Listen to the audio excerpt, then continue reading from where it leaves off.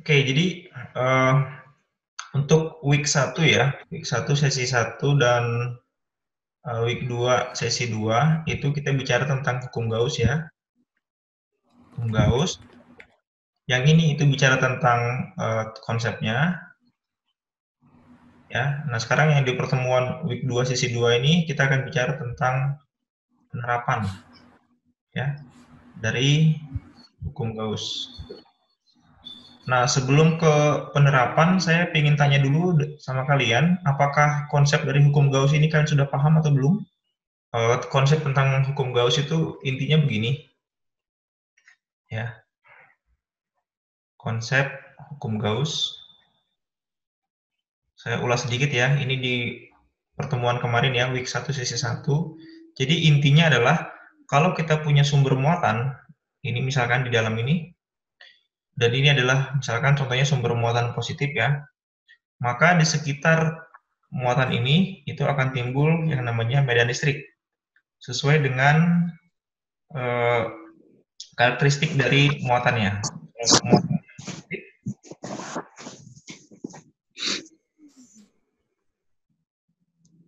Ya, kalau muatannya positif berarti kan medannya itu arahnya keluar, seperti pada gambar ini ya. Nah, Gauss itu dia memiliki suatu ide bahwa untuk mengetahui uh, bisa, ini misalkan Q ya, muatannya Q, kemudian ini ada medan namanya E di sini ya. Nah, jadi Gauss, si Carl Friedrich Gauss ini dia menemukan suatu ide yang sangat baik sekali tentang hubungan antara muatan dengan medan listrik. Nah, caranya gimana? Caranya si Gauss ini dia melingkupi. Melingkupi itu menyelubungi ya. Jadi dia membuat suatu kayak balon gitu ya. Nah, ini disesuaikan dengan bentuk bentuk dari muatannya. Kalau muatannya bentuknya bola, berarti dibuatlah suatu permukaan ya. Bayangkan kayak balon, tapi ini suatu permukaan imajiner ya, yang dibuat tidak nyata. Nah, ini melingkupi muatan tersebut. Nah, ketika dilingkupi muatan tersebut, berarti kan muatannya ada di dalamnya. Dalam dari si uh, permukaan ini ya, permukaan yang tadi yang seperti balon ini tadi.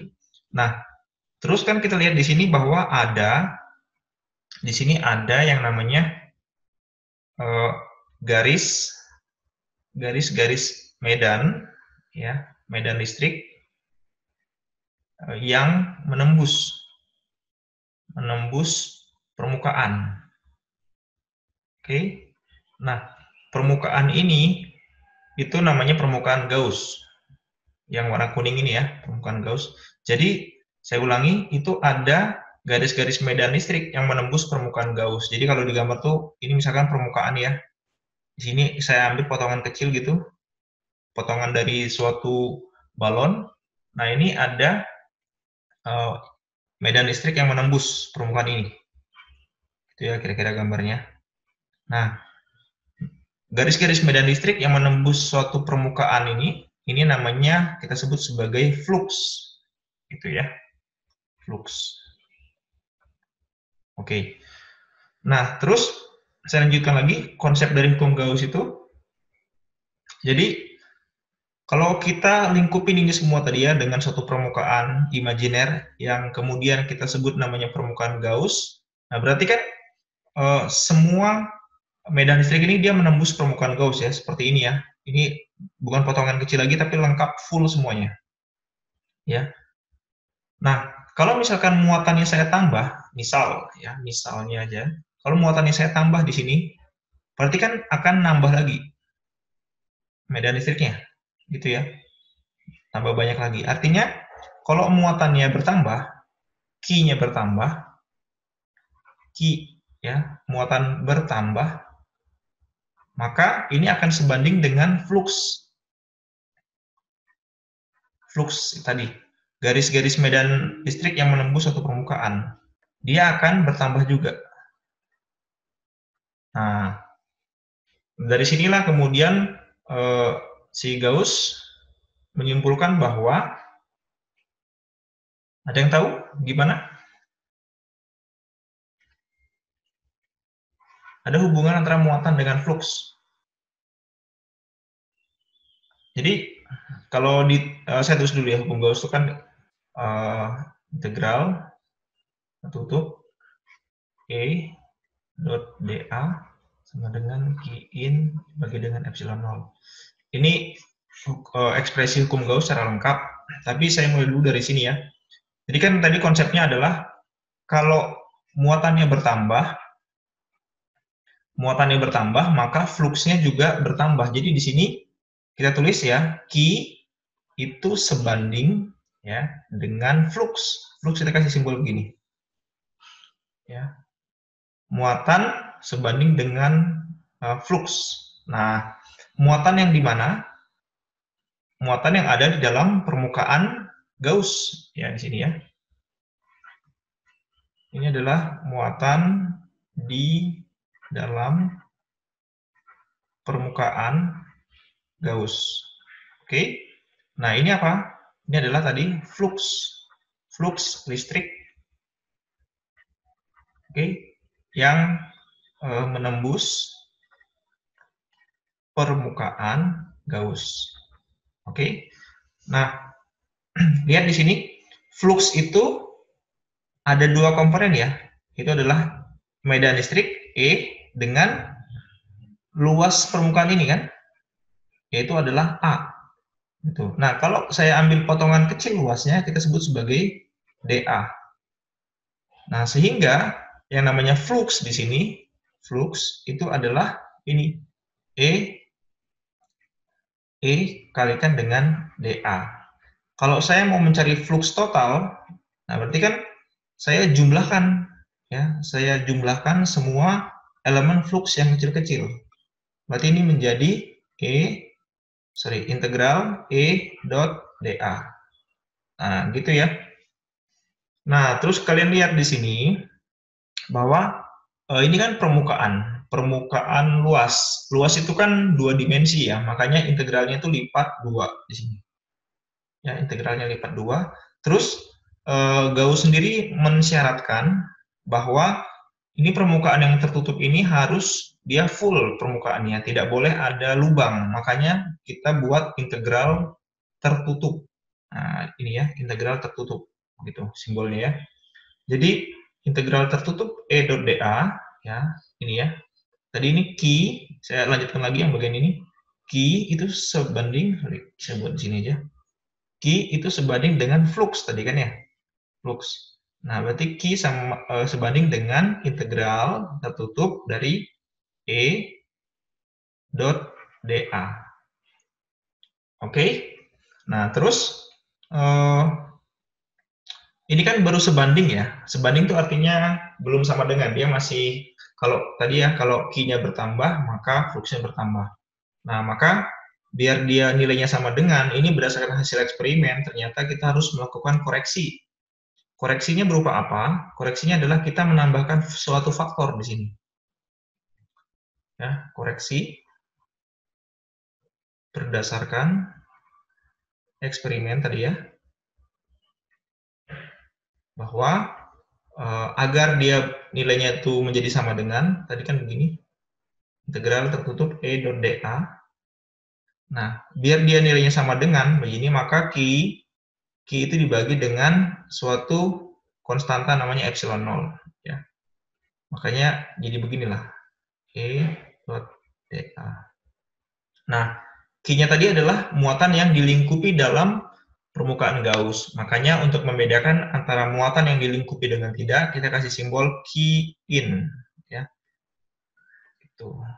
Oke, sampai sini ada pertanyaan? Silakan. Ini konsepnya dulu tentang hukum Gauss. Oke, kalau nggak ada, nah kemudian kita bicara masalah penerapan ya sekarang ya. Ini yang kita mau bahas hari ini, week 2, sesi 2. Penerapan hukum Gauss. Nah, oke, biar enak saya tunjukkan slide-nya ya. Ini termasuk yang fisika dasar 2B ya. Oke, sekarang kita bicara masalah penerapan hukum Gauss. Nah, ini untuk yang sekarang, untuk yang fisika dasar yang 3 SKS sama 4 SKS sama ya. Jadi nanti kita belajar sampai simetri bola, silinder, sama planar. Nah, untuk yang sering sekali muncul itu pada saat ujian itu simetri bola dan silinder. Jadi tolong ini diperhatikan baik-baik. Nah, jadi intinya adalah saya jelaskan tadi kan hukum Gauss itu kita bisa mendapatkan hubungan antara muatan terhadap medan ya. Bentar, ini mana ini? Oke, bentar. Oke ya. Saya ulangi, hukum Gauss itu konsepnya adalah kita ingin mencari hubungan antara muatan dan medan. Ya, intinya ini. Jadi kalau diketahui muatan, kita bisa dapat medan listriknya. Atau sebaliknya, kalau kita tahu medan listriknya, kita bisa dapat muatannya. Nah, ini konsep kalau kemarin di awal itu ya, kalau kita mau cari medan listrik, kalau dia muatannya diskrit, terus ini ada yang coret-coret, mohon tidak geser-geser mouse-nya. Oops. Ya, jadi kalau kita mau mencari medan listrik pada muatan yang diskrit, itu kan kita pakai, harus kok kayak gini ya.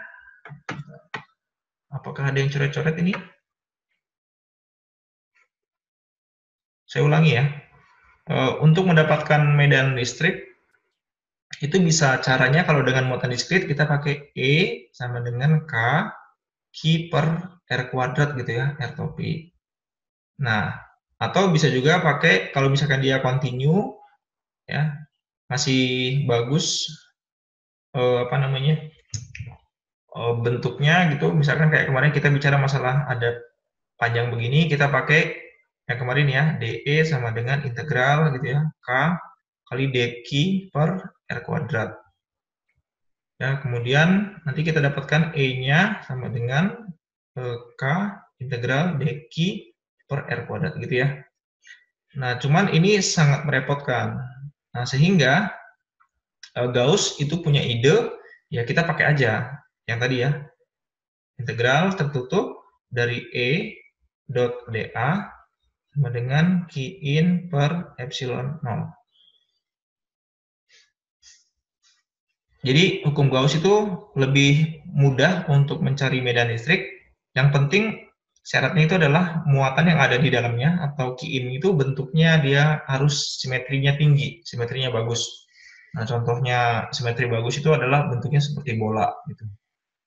Artinya bola itu kalau dilipat dari segala arah itu sama gitu ya. Oke, sampai sini ada pertanyaan? Silakan. Oh, saya nulis di sini aja ya.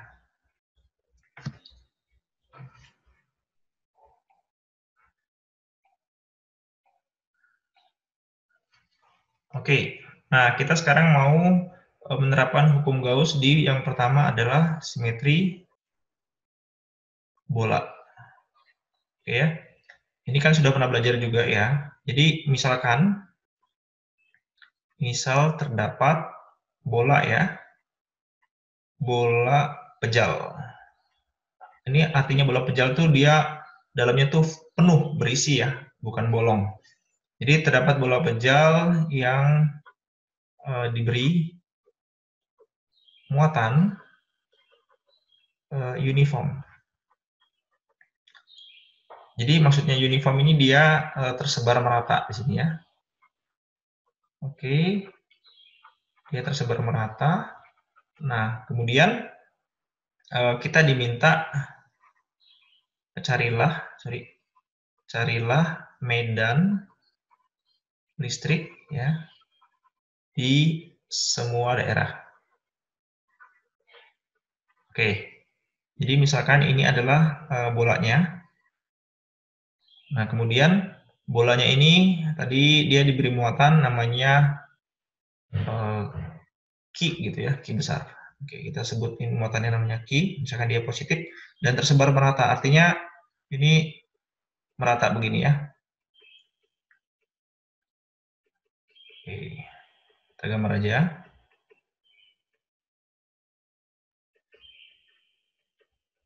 Oke, seperti ini kira-kira ya. Totalnya kita sebut namanya Q. Nah, kita diminta untuk mencari medan listrik di semua daerah. Nah, ini kita bisa bagi eh, sistem ini dalam beberapa daerah. Misalkan ini kita kasih jari-jari, misalkan namanya adalah A, ya. Berarti kan ada dua daerah, daerah yang bagian dalam sama daerah bagian luar. Gitu ya.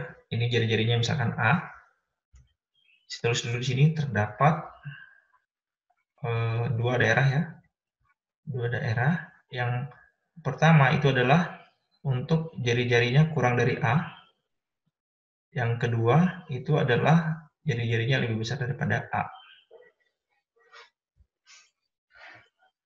Oke, kita kerjakan solusinya. Jadi kan untuk medan listrik di R kurang dari A. Oke, untuk medan listrik yang kurang dari A, berarti di sini kita lihat bahwa kita pakai aja langsung hukum Gauss ya. Tetapkan hukum Gauss. Jadi integral tertutup E dot dA sama dengan Qin bagi dengan epsilon 0. Jadi sini kan R kurang dari A ya, berarti kan itu bagian dalam sini ya. Jadi ini misalkan jari-jari Gaussnya nih. Nah, jadi bagian gini nih. Nah, kita akan mencari medan listrik yang di titik di garis putus-putus ini. Ini berapa medannya di sini misalkan. Nah, gitu ya. Jadi R yang dimaksud dengan di sini adalah R jari-jari Gauss, sementara A ini adalah jari-jari bola ya. Oke. Atau saya tulis dulu deh. R sama dengan jari-jari Gauss. Kemudian A adalah jari-jari bola. Oke. Nah, ya udah kita tinggal kerjakan ini. Sebenarnya kalau di apa namanya di saat kita menerapkan hukum Gauss itu yang jadi masalah sebenarnya di sininya sih, Qin-nya saja. Ya. Nah, sekarang kita lihat ini kan flux ya sebenarnya, flux tadi ya. Nah, oke. Integral E dot dA. Sekarang saya tanya, medan listrik di garis putus-putus ini kan ini jari-jarinya konstan ya. Jadi semua medan listrik yang ada di garis putus-putus ini dia bentuknya konstan atau tidak ya? Artinya maksudnya nilainya sama nggak di semua ini? Ya ini Sama. nilainya sama ya, konstan ya karena jari-jarinya sama. Nah karena dia konstan maka kita bisa keluarkan E-nya keluarkan ini ya dari integralnya terus di sini. Jadi kita punya DA gitu kan ya. Pak, ini di sini ada operasi dot nih. Ini dot produk ya, perkalian dot. Jadi sebenarnya perkalian dot itu kan digunakan untuk perkalian vektor ya. Berarti E itu adalah vektor, kemudian DA itu adalah vektor. E ini adalah medan listrik, DA itu adalah elemen luas. Nah, sekarang saya mau tanya sama kalian. Kalau saya punya benda yang berisi muatan positif begini, maka medan listriknya pasti arahnya keluar kan? Ya, ke segala arah ya. Itulah, ini saya tuliskan beberapa aja. Tapi dia arah medannya itu searah dengan jari-jari. Ya, makanya di sini kita tulis E vektor itu sama dengan besarnya adalah E, arahnya adalah R topi gitu ya. Kenapa? Karena tadi arah medannya itu searah dengan arah jari-jari. Oke, itu yang pertama. Nah, yang kedua itu adalah ini dA vektor. Tadi dA itu adalah elemen luas. Wah, ini kok aneh juga ya. Kok luas bisa punya vektor? Nah, ini coba kalian saya ajak untuk berpikir. Kalau lantai, nah kalian kan sedang duduk ya. Lantai itu punya arah nggak? lantai yang sekarang kalian sedang injak ini punya arah nggak? Arahnya kemana? Arahnya ke atas ya, menuju keluar angkasa ya. Tapi kalau misalkan plafon rumah kalian itu kan dia punya luas. Nah itu arahnya kemana? Arahnya menuju pusat bumi. Jadi dalam hal ini elemen luas itu memiliki arah. Nah gitu ya. Nah sekarang kalau misalnya saya ambil bagian kecil di sini, ya elemen luas. Jadi kalau digambarkan lebih lengkap itu bentuknya kira-kira begini. Nah gini kira-kira ya. Terus si yang flux listriknya itu menembus begini. Nah misalkan kayak gini ya. Fluxnya ini E-nya tadi sama dengan E besarnya kali dengan R topi. Nah permukaan ini itu juga punya arahnya kemana? Arahnya sama ke sana juga, ya. Berarti ini adalah dA, itu kita sebut sebagai besarnya dA kalikan dengan arahnya R topi. Nah, gitu ya. Jadi ini saya revisi biar lebih teratur. Maka ini menjadi integral tertutup E kalikan dengan R topi dot gitu ya. dA dikalikan dengan R topi gitu ya, sama dengan Q in per epsilon 0. Nah, berarti di sini kita punya perkalian dot ya, E kali dA kalikan dengan R topi dot R topi. Nah, lebih lengkapnya begini. Sama dengan Q in per epsilon 0. R topi dot R topi. Nah, ada yang masih ingat R topi dot R topi? R topi dot R topi, kalau ada suatu variabel, misalkan ini adalah R yang ada topi-topinya, berarti ini adalah suatu vektor satuan. Nah, vektor satuan itu besarnya 1. Kalau kalian masih ingat, kalau kita punya vektor ya, A dot B, itu kan itu sama dengan besarnya A kali besarnya B kalikan dengan cos, ya, cos sudutnya. Cos sudut antara A dengan B. Jadi kalau misalkan vektornya begini, ini A, ini B, nah ini sudutnya yang di sini. Nah, kita terapkan hal yang sama ke sini, R topi dot R topi. Besarnya kan 1, ya, karena dia vektor satuan. R topi dot R topi kali cos. Cos. Nah, sekarang saya tanya, sudut antara R topi punyanya si E dengan R topi punyanya DA. Kalau dilihat dari gambar ini arahnya ke sana. Ini punyanya E, ini juga punyanya R. Berarti sudut antara keduanya berapa? 0, Pak. Yes, 0 derajat. Cos 0? 1. 1. Berarti kalau gitu R topi dot R topi sama dengan? 1. Yes, 1. Makanya di sini ini menjadi integral tertutup E kali DA kali 1. Gitu kan ya? Dengan Q in per epsilon 0. Atau bisa ditulis E dotnya udah hilang ya, E kali dA sama dengan Q in per epsilon 0. Nah, nanti ke depannya yang bagian ini mungkin bisa di skip sama kalian ya. Yang penting kalian tahu bahwa dia searah. Nah, kalau searah berarti dia nanti akan sama dengan 1 ya. Terus tadi medan listrik di sepanjang, saya lihat gambar lagi ya, medan listrik di sepanjang ini itu kan konstan ya. Konstan, berarti kalau gitu E-nya di sini konstan, kita bisa keluarkan E integral tertutup dA sama dengan Q in per epsilon 0. Nah, dA tadi apa? Elemen luas. Elemen luasnya apa? Elemen luas permukaan Gauss ya. dA. Elemen luas permukaan Gauss. Nah, kita lihat di gambar ini, biar kita nggak usah ribet mengintegrasi. Jadi kalau yang warna pink ini kalau dijumlahkan itu kan bentuknya kayak jadinya bola ya. Jadinya sebenarnya integral tertutup dA itu adalah apa? Luas. Apa ini? Luas permukaan bola sebenarnya. Masih ingat luas permukaan bola? 4V R kuadrat ya. Luas permukaan bola ya. Jadi langsung aja integral tertutup dA itu sama dengan 4V R kuadrat. Makanya udah jadi gampang, E kali dengan 4V R kuadrat sama dengan Q in per epsilon 0. Oke, sampai sini ada pertanyaan dulu?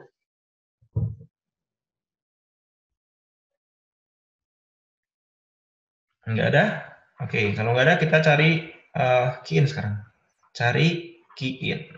Nah, kembali ke pengertian kita atau definisi kita bahwa Q in itu adalah muatan di dalam permukaan Gauss. Ya, ini harus ditekankan baik-baik nih. Q in adalah muatan di dalam permukaan Gauss. Nah, kita kembali lagi ke gambar. Gambar ini ya. Oke, sebentar biar gak bolak-balik, saya ambil dulu gambarnya. Oke, saya taruh di sini. Nah, ini dia. Oke. Nah, muatannya itu kan, lihat ini yang pink ini adalah permukaan Gauss ya. Permukaan Gauss dengan jari-jari R. Oke. Oke, jari-jarinya R. Nah, berarti muatan yang ada di dalam permukaan Gauss itu yang mana? Yang ini aja. Yang saya arsir ini warna merah. Yang ini tidak termasuk, ya, karena dia di luar dari permukaan Gauss. Nah, sekarang saya mau tanya, kalau total muatan yang di benda ini, yang warna putih ini adalah Q, apakah yang yang warna merah ini, bagian bola yang warna merah ini, dia juga jumlahnya Q? Tidak, Pak. Tidak, Pak. Nah, tidak. Berarti kan Q in itu tidak sama dengan Q. Tapi bisa kita bilang nggak nanti, misalkan Q in itu seperberapanya Q, gitu, bisa ya? Bisa seperti itu ya? Bisa, Pak. Nah, bisa, oke. Nah, berarti di sini kita harus mencari hubungan antara Q in dengan Q. Nah, hubungannya dari mana? Lihat tadi waktu di waktu di awal itu kan diketahui bahwa muatannya ada kata kunci di situ ya. Kata kunci bahwa muatan Q itu terdistribusi uniform atau dia merata. Nah, kalau dia terdistribusi merata, artinya kalau saya ngambil bagian kecil di sini, mengambil bagian kecil di sini, atau ngambil bagian kecil di sini, maka saya akan mendapatkan muatan yang kerapatannya sama, gitu ya. Sama kayak kalian punya air dalam satu gelas, kalian ambil 1 sendok, kalian ambil 2 sendok, ambil 3 sendok, ambil berapapun, tetap aja kerapatan airnya atau massa jenisnya itu sama. Ya, sampai sini bisa ditangkap ya maknanya ya? Ya. Bisa, Pak. Oke. Nah, di sini karena muatannya terdistribusi uniform atau merata, maka di sini kita bisa katakan bahwa kerapatan muatan atau rho, ya, kerapatan muatan di bagian dalam itu sama dengan kerapatan muatan untuk yang total seluruhnya. Jadi saya tulisnya simbolnya rho in sama dengan rho Q, gitu ya. Saya ulangi, kerapatan muatan yang ada di dalam, yang warna merah ini, itu sama dengan kerapatan muatan dari benda kalau kita lihat secara keseluruhan. Saya sebut namanya Q.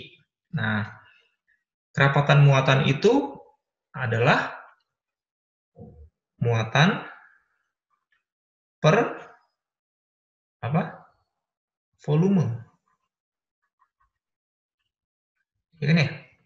Atau gini, massa jenis, saya tulis dulu kalau misalkan air ya, ini massa jenis, itu kan massa dibagi dengan volume, gitu kan ya. Nah, sekarang di sini itu yang kita bagi-bagi itu bukan massanya, tapi adalah muatan. Maka di sini muatan jenis gitu ya, itu adalah berapa banyak muatan dibagi dengan ruang yang dipenuhinya atau volumenya. Nah, muatan jenis ini kita sebut sebagai row. Ini adalah key per V. Nah, gitu ya konsepnya ya. Nah, karena ini adalah muatan yang ada dalam permukaan Gauss, maka saya kasih nama key in per volume in sama dengan muatan total berarti key dibagi dengan volume total. Volume key gitu ya. Nah, berarti di sini kita tulis lagi key in per volume. Nah, berarti volume inside, berarti volume yang warna merah ini. Volume bola ya, berarti sama dengan ini jari-jarinya berapa tadi? R ya. Ya, jari-jari Gauss itu R, sementara jari-jari bendanya ini namanya A. Oke. Maka di sini kalau volumenya bola berarti kan 4/3 V kalikan dengan jari-jari ya. Nah, ini jari-jarinya adalah jari-jarinya si Gauss, berarti R. Ya. Berarti ini 4/3 VR pangkat 3 sama dengan Q per 4/3 V kalikan dengan jari-jari bola secara keseluruhan adalah A. A pangkat 3. Oke. Ini bisa habis ya, dibagi sama dengan 1. Maka di sini kita dapatkan Q in per R pangkat 3 sama dengan Q besar per A pangkat 3. Gitu ya. Maka kita bisa tulis Q in sama dengan R pangkat 3 per A pangkat 3 kali dengan Q. Oke, ini kita udah dapat. Siapa? Jadi ternyata Q in adalah ini ya, sebagian dari Q. Nah, sebagiannya berapa? Ini faktornya nih. R pangkat 3 per A pangkat 3. Oke ya. Nah, terus yang ini, misalkan saya tulis ini sebagai persamaan 2 misalkan ya. Terus yang ini saya tulis sebagai persamaan 1. Nah, kita tinggal substitusi aja ini ke sini, ke Q ini ya. Sini saya tulis, maka kita substitusi si persamaan 2 ke persamaan 1. Tadi kan E kali 4 VR kuadrat sama dengan Q in per epsilon 0. Nah, masukkan ini Q in-nya ke sini, maka didapatkan E, ini langsung saya pindahin ya, sama dengan 1/4 VR kuadrat epsilon 0, saya pindahin, ini kalikan dengan Q in kan ya. Jadi Q in-nya adalah R pangkat 3 per A pangkat 3 kalikan dengan Q. Nah, gitu ya. Nah, maka ini kita bisa lihat, ini R-nya bisa kita coret, tinggal R di sini. Ada lagi yang bisa dicoret? Nggak ada ya? Oke, berarti ini menjadi E sama dengan 1/4 V epsilon 0 apa? Q per R kuadrat ya. Sorry. 1/4 V epsilon 0 R dikalikan dengan A pangkat 3. Ini adalah medan listrik untuk di bagian dalam. Oke ya. Nah, terus kemudian kalau ini kita nyatakan dalam vektor, nah kalau kita lihat tadi kan muatan kita itu dia isinya muatan positif. Ya, semuanya tersebar merata. Berarti kalau gitu medan listriknya pasti arahnya ke luar. Ya. Berarti ini E itu searah sama R topi. Makanya di sini kita kasih R topi. Gitu. Oke, ada pertanyaan dulu dari mahasiswa, silakan. Oh, ini sorry. Ini saya salah nulis ya. Ini R-nya harus di atasnya ya. Ini R ya. R, ini epsilon 0 ya. Nah, gitu ya. Nah, ini R-nya di atas masih sisanya ya. Ada pertanyaan? Silakan. Mungkin bisa di chat juga kalau mau.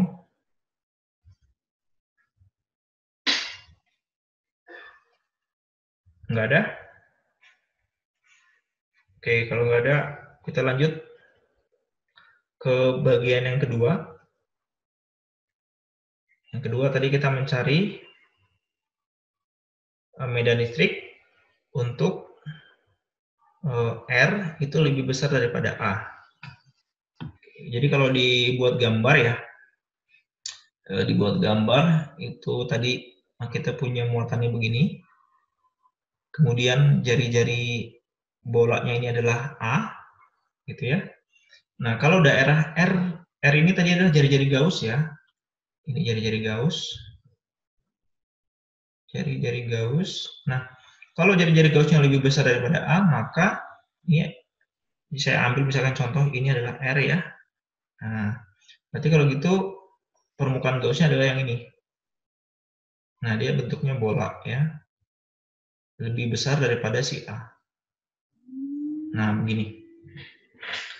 Nah, ini lebih gampang lagi nih, karena key-nya udah kita nggak repot lagi. Jadi, medan listrik untuk R lebih besar daripada A, berarti medan listrik di sini, ya, atau dimanapun, nah, di sini bisa, pokoknya di permukaan Gauss ini, ya, kita terapkan hukum Gauss, gitu ya.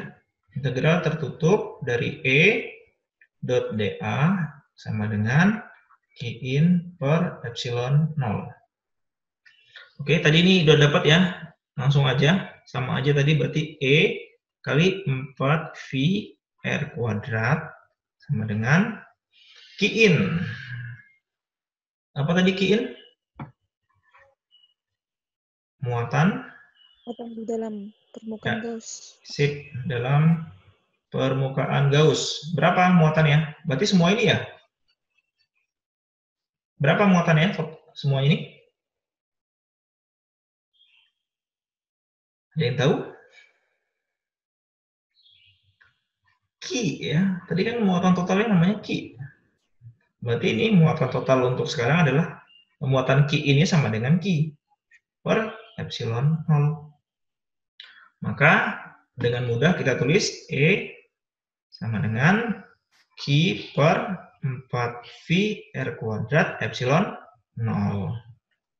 Terus karena medan ini baru besarnya aja, besar medan listriknya, kalau kita kasih sama arahnya, berarti kita kasih vektor di sini, maka di sini arahnya kemana? Sama juga ya, kalau ini muatan positif semua, berarti kan medan listriknya arahnya keluar. Jadi pada saat di sini medannya arahnya keluar. Keluar tuh kemana? Searah sama jari-jari. Makanya kita sebut sebagai air topi. Jadi jawabannya adalah begini.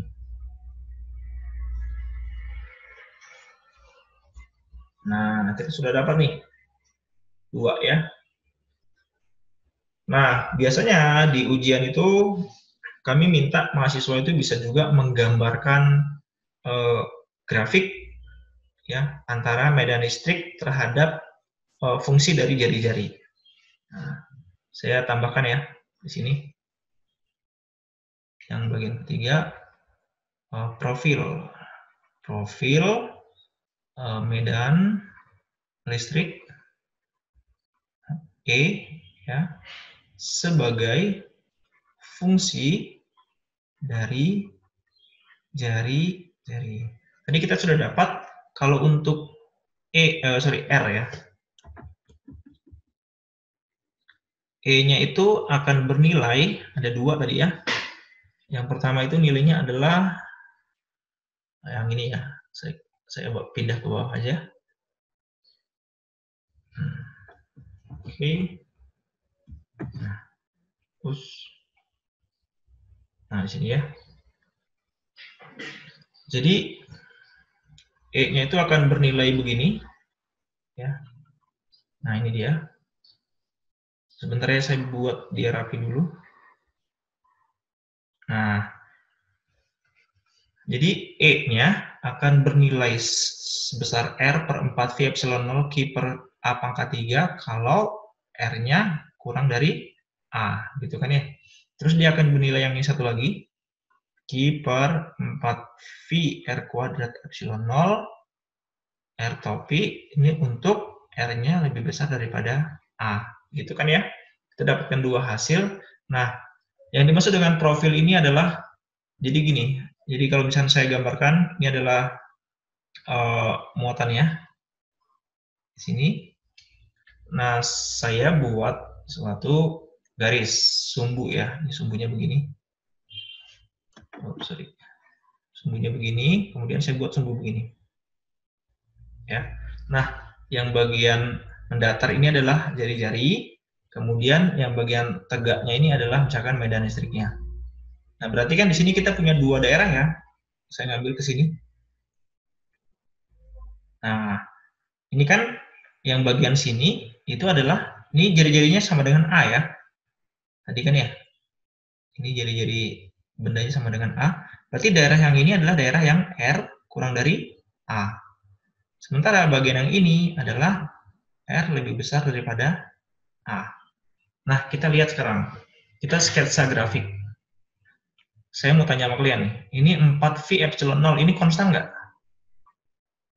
Nilainya. Konstan ya. Ini ada angkanya semua. V ada angkanya 3,14, epsilon 0 juga ada. Muatannya konstan juga nggak? Q besar. Konstan juga ya. A pangkat 3? Ini kan jari-jari ya. Konstan juga gitu. Dia nggak berubah. Nah, yang berubah siapa? Yang berubah tuh R-nya.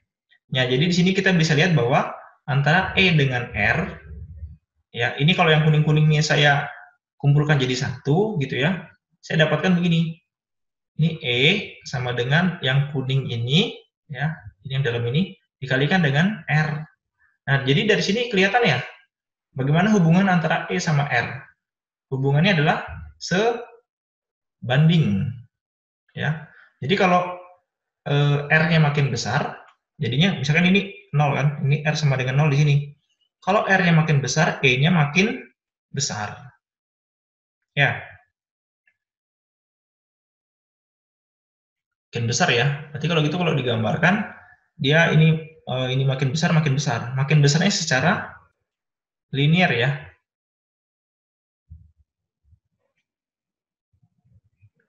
Sebentar ya. Ada yang salah nggak nih? R kuadrat, oke. Ya. Nah, dia akan membesar secara linear. Jadi kalau digambarin bentuknya begini. Jadi misalkan ini adalah nilai maksimumnya ya. Di sini, maka dia akan bentuknya begini. Nah, oke. Nah, kemudian yang satunya, ketika dia sudah sama dengan A, terus dia mau R lebih besar daripada A. Berarti kan kita pakai yang ini. Ya, yang ini. Kita lihat di sini. Ini Q-nya nilainya konstan, 4V juga konstan, epsilon 0 juga konstan ya. Berarti kalau yang warna pink ini saya kumpulin semua, jadi E itu sama dengan yang warna pink dikalikan dengan 1/R kuadrat. Nah, kita lihat di sini 1/R kuadrat ya. 1/R kuadrat ini kan jadi ini berbanding terbalik ya antara E sama R kuadrat. Jadi kalau misalkan R-nya makin besar, E-nya makin kecil gitu. Itu disebut sebagai perbandingan terbalik. Kemudian perbandingan terbaliknya itu kuadrat lagi. Ya, jadi kalau digambarin, dia akan makin kecil nih. Makin besar R-nya, dia akan makin kecil. Jadi kalau makin kecilnya kuadrat, makanya gambarnya bentuknya begini. Nah, kira-kira gini. Nah, gitu. Jadi ini adalah grafik profil medan listrik ya, medan listrik terhadap jari-jari. Jadi kalian bisa lihat dari pusat sini, kalau kita bergerak ke sini medannya makin besar, makin besar, makin besar, makin besar. Paling besar adalah di sininya, di ujungnya sini. Kemudian ketika kita keluar dari sini, medan listriknya akan melemah, melemah, melemah, melemah sampai akhirnya menuju ke 0. Ya, ini tadi E sebanding dengan 1/R kuadrat. Yang ini E sebanding dengan R. Oke, sampai sini ada pertanyaan dari mahasiswa?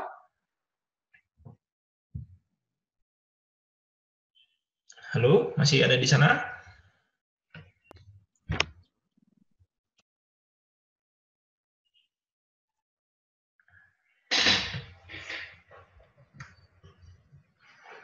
Ini sebenarnya kalau kalian pikirannya cukup liar itu, kalau medan gravitasi gimana ya? Medan gravitasi bumi. Jadi kayak misalkan ini yang bola warna biru itu bumi gitu kan. warna biru bumi, terus yang terdistribusi itu adalah massa kan ya. Jadi kita melihat massa bumi dari pusat bumi menuju permukaan bumi itu dia nanti gravitasinya itu makin besar makin besar makin besar. Nah, paling besar itu adalah di sini. Nah, begitu menjauh dari bumi, permukaan bumi, itu medan gravitasinya nanti dia bentuknya akan sama kayak gini, persis. Jadi dia akan mengecil, tapi mengecilnya tuh dia R kuadrat, seper R kuadrat ya, mengecilnya. Mengecil. Nolnya kapan, Pak? Nolnya di tak hingga. Ya, nolnya di tak hingga.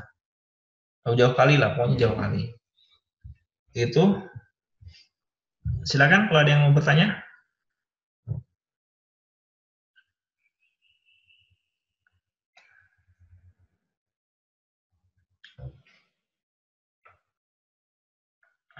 Halo, masih ada mahasiswa di sana? Masih, Pak. Iya, saya kira kalian semua udah pada hilang di situ kan? Nggak tahu. Ada yang mau ditanyakan? Ayo, silakan loh.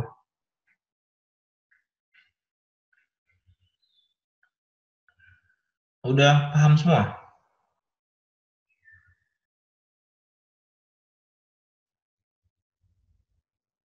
Udah paham?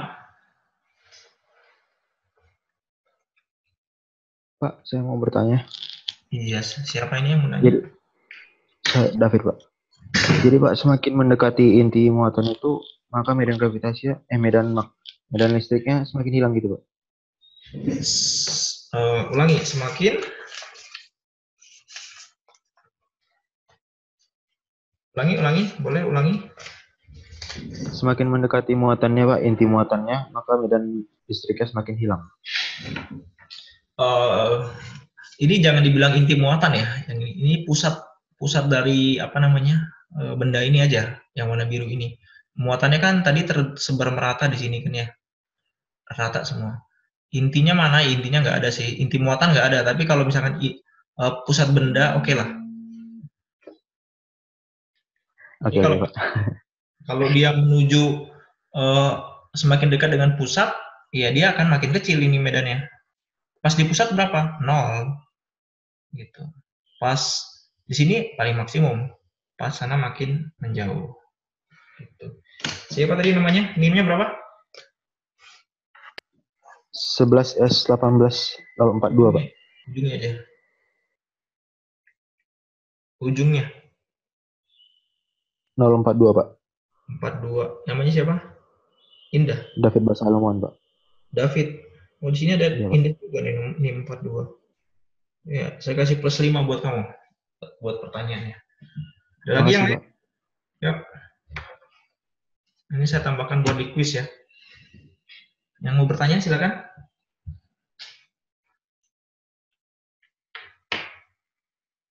Saya mau bagi-bagi hadiah loh ini hari ini. Poin tambahan kuis. Bertanya, mengajukan pendapat. Ayo. Ada? Tidak ada? Oke, terima kasih. Kalau tidak ada, saya di sini kayak ngomong sama komputer ya. Emang ngomong ini ya, ngomong sama komputer ya. Oke, sekarang contoh 2. Ayo, tolong digambar ya. Jadi ceritanya terdapat bola yang tengahnya itu kosong. Ya, jadi kalau digambarin bentuknya begini. Nah, gitu ya. Nah, sekarang kita kasih nama. Ini misalkan jari-jarinya A, ini jari-jarinya B. Terus yang bagian yang berisi apa namanya berisi ini itu yang bagian sini ya. Nah, gini kira-kira ya bentuknya. Jadi yang tengah dalam ini itu kosong, ya. Yang kurang dari A itu kosong. Oke. Nah, terus benda ini, bola ini diberi muatan. Ini saya tambahinnya bola isolator ya. Bola isolator yang tengahnya kosong, bola ini diberi muatan negatif Q. Oke, pertanyaannya A. Tentukan medan di semua daerah. B.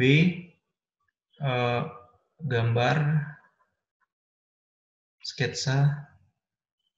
sketsa profil medan listrik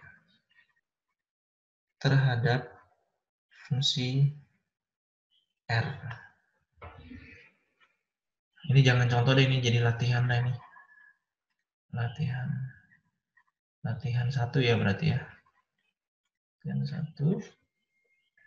Oke, kemudian yang latihan 2, sebentar. Latihan 2. Nah, terdapat bola konduktor. Ya, bejal diberi muatan Q, positif Q ya, dengan jari namanya B. Tentukan yang A-nya itu sama juga medan ya, tentukan medan listrik E di semua daerah. Yang B-nya adalah sketsa juga. Sketsa profil medan listrik terhadap jari-jari. Jadi ini ada bola ya, bola konduktor tapi pejal. Nah, ini saya kasih kata kunci ya, saudara-saudara semua. Jadi, kalau misalkan yang latihan pertama ini adalah bola isolator ya. Kalau dia bola isolator, maka kayak misalkan dia bentuknya kayak karet lah, karet atau kaca itu kan isolator ya. Kalau dia benda tersebut adalah isolator, maka kalau kita kasih muatan ke benda tersebut, nah muatan itu akan terdistribusi merata. Gitu ya. Kenapa? Karena dia terikat kuat di inti atomnya, karena dia isolator. Jadi, kalau kita kasih muatan bebas, dia nggak bisa kemana-mana, nggak bisa bebas bergerak. Nah, ini saya tambahkan ya, terdapat bola isolator yang tengahnya kosong dan bermuatan min Q dengan kerapatan konstan ya. Dengan kerapatan konstan. Oke. Tuh. Itu tadi ya. Jadi kalau dia isolator itu dia akan memiliki kerapatan konstan, gitu ya. Ini merata lah semuanya. Nah, terus kalau ini saudara-saudara di sini saya bilangnya adalah dia adalah bola konduktor. Nah, konduktor tuh kalian tahu kan ya? Konduktor itu adalah benda-benda yang bisa menghantarkan listrik. Contohnya adalah besi, tembaga, aluminium gitu ya. Nah, kalau misalkan saya punya bola pejal, dia tuh adalah bahannya konduktor, berarti kan di benda tersebut itu muatan tuh bebas bergerak. Ya. Nah, sementara di sini kita kasih muatan plus Q ke sini. Nah, kalau kita kasih muatan plus Q, apa yang terjadi? Misalkan muatan plus Q-nya misalkan ini ada positif di sini. Nah, misalkan begini jumlahnya. Seginilah. Saya taruh di tengah-tengah gini. Apa yang terjadi kalau muatan positif bebas bergerak? Ada yang bisa kasih masukan? Silakan. Ide gitu. Apa yang terjadi kira-kira ya?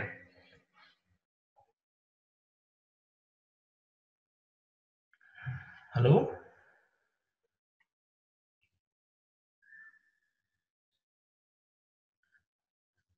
Ya, karena muatannya itu bebas bergerak kan ya, bebas bergerak.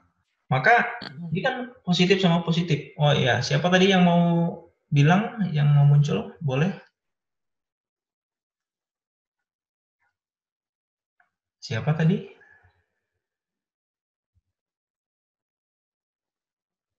Oke, nggak jadi ya. Oke, saya lanjutkan. Ini kan tadi muatannya itu bebas bergerak karena dia berada pada suatu konduktor, ya. Nah, kalau dia bebas bergerak, saudara-saudara, bebas bergerak berarti kan antara positif sama positif ini akan terjadi tolak menolak. Nah, kalau dia tolak menolak berarti dia gimana? Kan bergerak kan? Ini bergerak, saling menjauhi satu sama lain. Kalau saling menjauhi satu sama lain, nanti ujung-ujungnya ada di mana? Dekat permukaan, Pak. Iya, betul. Dia akan mencari tempat paling jauh yang bisa terjadi. Tempat paling jauh yang bisa terjadi itu ya di permukaannya, di sini. Jadi muatannya hanya ada di permukaan konduktor saja. Nah, gitu ya. Nah, gitu dia. Jadi muatannya hanya di luar. Muatan di tengah berapa? Muatan di dalam. Q-nya sama dengan 0 di dalam ini. Yang ada hanya di bagian luar sini saja. Oke. Nah, saya minta kalian latihan 1 sama latihan 2 ini tolong dikerjakan sebagai tugas 1 ya. Nah, sebagai tugas. Juga sebagai tugas. Oke. Dikumpul hari apa ya? Sekarang hari Selasa, Rabu, Kamis ya. Kamis dikumpul ya.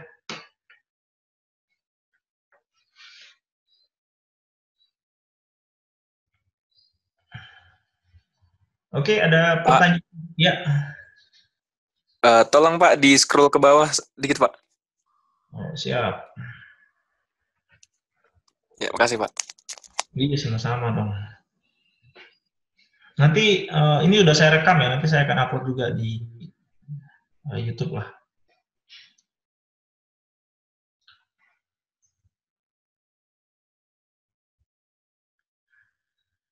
Ada pertanyaan dari teman-teman mahasiswa?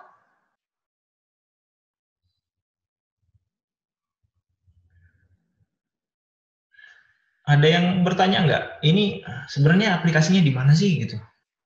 Dalam kehidupan nyata gitu? Ada yang mau nanya kayak gitu?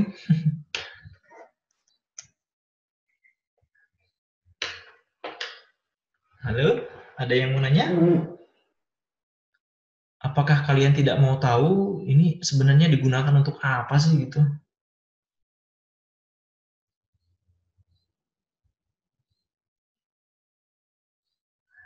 Nah, boleh Pak, mungkin? mau bertanya mengenai tugas. Iya, silakan. Siapa? Ini yang latihan 2, Pak, bola pejal ya, Pak? Bukan bola pejal yang berongga, Pak? Iya, ini bola pejal. Artinya dia dalamnya ada isinya full. Penuh. Oke. Ya, bola pejal.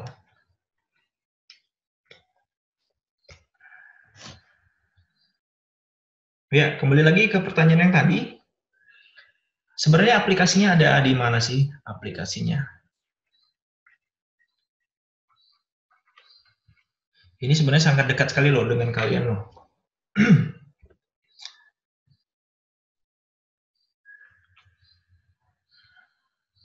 Bilang, Pak, saya mau nanya tentang itu, Pak, gitu. Ada gitu satu orang kayak, ada kah? Nggak ada. Oke lah kalau nggak ada. Ini misalkan ya saya gambarin sesuatu. Tolong ditebak nih. Kita main tebak-tebakan ini ya. Ini gambar apa?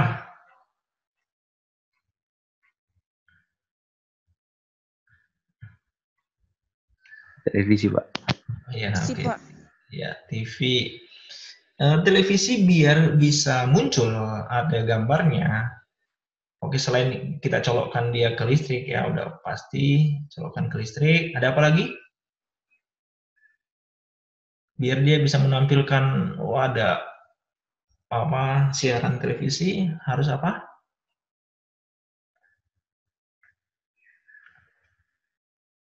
Punya TV-nya di rumah ini? Punya ya. Harus ada apa di sini? Parabola. Iya, antenanya. Antena. Nah, jadi kan dari satelit atau dari manapun ya, itu akan dikirimkan suatu sinyal gitu kan ya. Sinyal gelombang elektromagnetik, sinyal begini. Nah, kemudian ditangkap. Nah, ini kenapa bentuknya parabola? Jadi biar nanti pas nabrak ke sini dia difokuskan ke sini. Nabrak sini fokuskan ke sini gitu. Jadi sinyal yang ditangkap tuh akan cukup kuat. Nah, kemudian dari parabola dihubungkan kan ke TV kalian melalui kabel. Nah, gitu.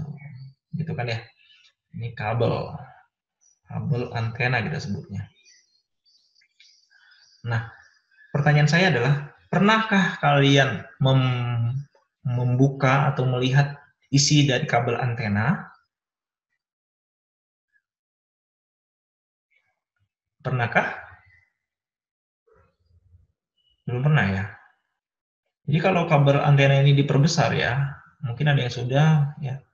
Kabel antena ini kalau diperbesar itu bentuknya akan begini. Nah, ini ada bagian luar, kemudian ada isolator, ada bagian dalam lagi, terus di tengah-tengahnya itu ada gini. Ini yang saya gambarin kuningnya adalah logam ya. Yaitu tengahnya ada begini. Kemudian di bagian luar sini tuh ada kayak serabut. Bentuknya melingkar dia, tapi serabut dia bentuknya kayak gini. Tapi ini konduktor juga logam. Serabut dia. Nanti bentuknya panjang ya. Ini kabelnya begini. Penilaian murah. Apa Pak? Penilaian enggak jadi, enggak usah. Sini aja penilaian. Iya Pak. Lagi kuliah Pak. Maksudnya penilaian karena kau baru kan kasih lah penilaian Pak. Yang siapa Pak?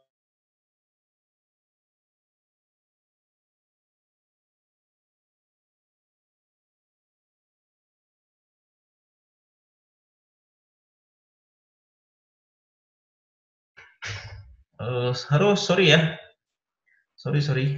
Ada Pak Dekan tadi datang. Oke, saya lanjutkan lagi ya. Jadi kan begini. Nah, jadi kan sinyal ini yang diterima dari antena itu akan masuk ke sini kan ya, masuk ke kabel. Nah, ini nih sangat sensitif sekali. Sinyal yang lewat di kabel ini tuh sangat sensitif sekali. Makanya di bagian kenapa sangat sensitif? Karena kalau kan ini dia dialirkan ya, sinyal itu dialirkan dalam suatu konduktor. Nah, ini sebenarnya adalah aliran listrik atau aliran elektron. Nah, ini kan kita bicara masalah muatan ya. Ini bisa negatif atau positif lah. Nah, sini kita bicara masalah aliran elektron. Nah, aliran elektron sini di sekitarnya akan timbul yang namanya apa? Medan, ya, medan listrik. Misalkan negatif berarti begini. Ya kan? Arahnya. Nah, terus kalau misalkan ini yang bagian kuning ini nggak ada ya, bagian kuning nggak ada. Jadi kalau misalkan ini ada medan listrik ya, medan listrik yang dihasilkan oleh siapa tadi si elektron yang bergerak di bagian dalam ini. Nah sekarang kalau misalkan di sini saya punya sesuatu, misalkan saya punya HP di sini yang mengeluarkan medan listrik juga. Ini yang warna hijaunya akan terganggu nggak medan listriknya? Ya, dia pasti akan terganggu karena ada interferensi gitu antara gadget yang saya punya dengan sinyal medan listrik yang ada di sini. Nah, ini akan mengganggu sinyal televisi yang didapat di sini, makanya gambarnya macam-macam. Nah, oleh karena itu, ini harus dihitung sama engineer itu yang membuat kabel ini. Gimana caranya agar kualitas dari sinyal yang dilewatkan pada medan listrik ini, sinyal yang dilewatkan melalui elektron yang dibawa oleh elektron ini, yang akibatnya ada medan listrik ini, itu tidak terganggu oleh sinyal yang datang dari luar. Nah, caranya gimana? Caranya di sini dibikinlah suatu shielding atau pelapis. Nah, pelapis ini macam-macam bentuknya. Ada yang bentuknya menggunakan konsep sangkar Faraday, tambah lagi ada di sini ada isolatornya, sehingga tadi intinya adalah sinyal listrik yang dihasilkan di sini itu tidak boleh terganggu. Makanya kalian di sini lewat di sini ya, atau ada kucing lewat atau bawa magnet atau segala macam, sinyalnya nggak akan terganggu. Nah, itulah kira-kira salah satu aplikasi dari hukum Gauss yang diterapkan di bidang engineering. Gitu. Oke ya, ada pertanyaan mungkin lagi yang lain?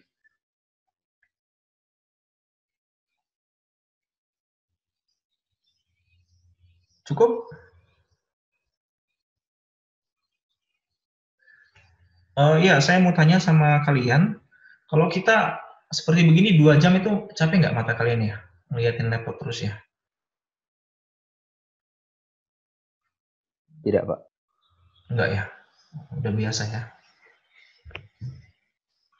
Oke. Ada lagi pertanyaan yang lain mungkin? Silakan mahasiswa.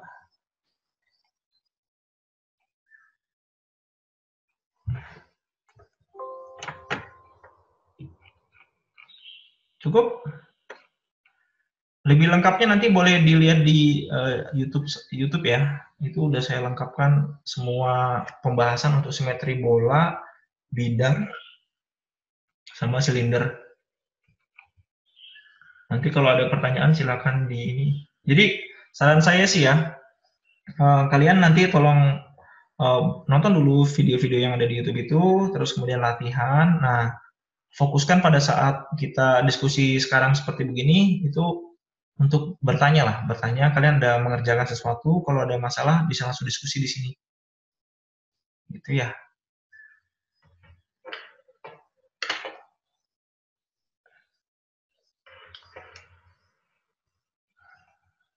Oke, di sini ada si yang dari TB siapa aja di sini ya?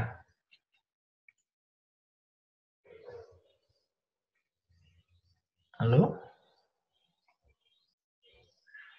Ada TB di sini? Kalau Catherine Panjaitan dari prodi apa? Dari TB cuma 1 orang, Pak. Oh, siapa? Grace Panjaitan, Pak. Chris Panjaitan. Grace. Iya. Oh, Grace Panjaitan. Oke. Dari MR? Saya, Pak. Catherine Panjaitan. Oh, kamu. Oke, Catherine ya. Kalau dari TI ada berapa orang ya? Ada 3 orang, Pak. 3 orang. David Basa ya salah satunya ya. Iya, Pak. Hisar dan juga Renhard, Pak. Oke, Hisar, Reinhard. Oke. Iya. Oh, ini apa namanya? Mungkin saya sih menyarankan mungkin ya, untuk yang online meetingnya jangan lama-lama ya, jangan 2 jam ya, karena saya baca-baca penelitian itu kalau untuk pembelajaran jarak jauh itu kebanyakan justru mahasiswa tuh dia bertahan cuman 7 menit di awal, maksimal 10 menit, sisanya udah ya kemana-mana gitu. Jadi kayaknya kalau 2 jam agak kelamaan ya. Jadi mungkin saya akan batasi sampai 1 jam aja biar lebih efisien. Nanti kalian boleh tadi ya nonton video yang di YouTube itu kapan aja. Nanti kalau ada pertanyaan kita bahas lagi. Jadi intinya tiap minggu kita ketemunya online-nya 2 kali ya, hari Selasa sama hari Jumat ya.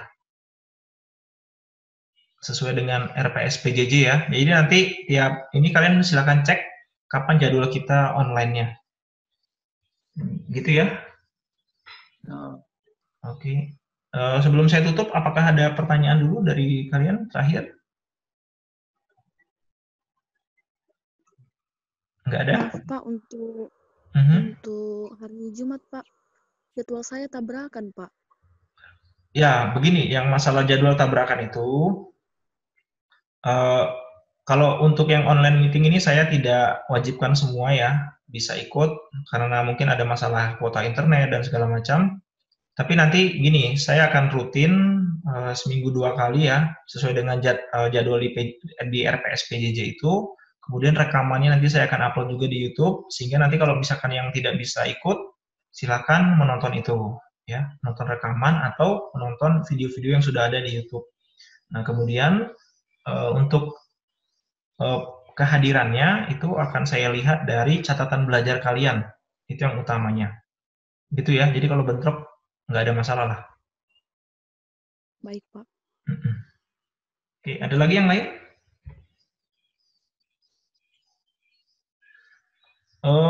Mungkin bisa dihidupin kameranya biar kita foto dulu. Dari kemarin belum foto-foto kita nih. Boleh dihidupkan? Nah, kita foto.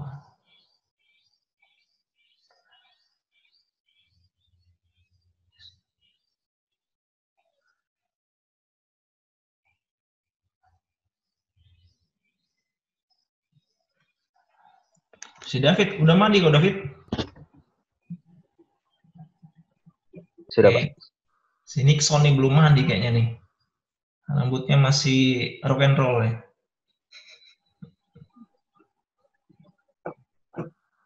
Oke, bentar ya. Saya foto dulu.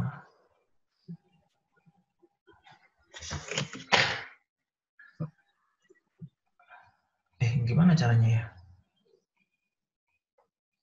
Bentar ya. Ini kok nggak mau kelihatan semua ya?